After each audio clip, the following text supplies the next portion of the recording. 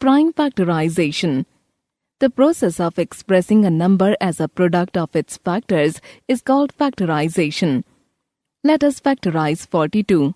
42 equal to 2 into 21 equal to 2 into 7 into 3, or 42 equal to 3 into 14 equal to 3 into 2 into 7, or 42 equal to 6 into 7 equal to 2 into 3 into 7.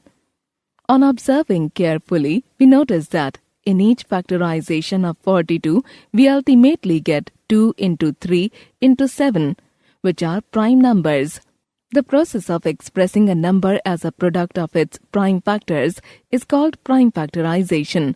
Consider the number 36 and its factors. 36 equal to 2 into 18 equal to 2 into 2 into 9 equal to 2 into 2 into 3 into 3, or 36 equal to 3 into 12 equal to 3 into 3 into 4 equal to 3 into 3 into 2 into 2, or 36 equal to 4 into 9 equal to 2 into 2 into 3 into 3. Thus, we conclude that every composite number has only one prime factorization, or every composite number can be factorized into prime factors in only one way. This property is known as unique factorization property. Prime factorization can be done by the following two methods: factor tree method, division method. Factor tree method. We can represent the prime factorization of a number by a factor tree. In this method, in each step, the given composite number is written as the product of its factors until we get all the prime factors. Let us factorize 90 by factor tree method.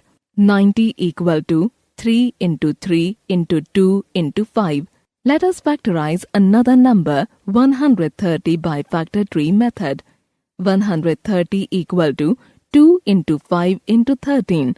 Remember, multiply all the prime factors to get the original number. Division method. In this method, the given number is divided by different prime numbers starting with the smallest prime number. The process continues until the quotient itself becomes a prime number. Let us factorize 630 and 20,570 by division method. A. 630. Start with the smallest prime number. Remember to use only prime numbers. Therefore, 630 equal to 2 into 3 into 3 into 5 into 7. B. 20,570. Therefore, 20,570 equal to 2 into 5 into 11 into 11 into 17.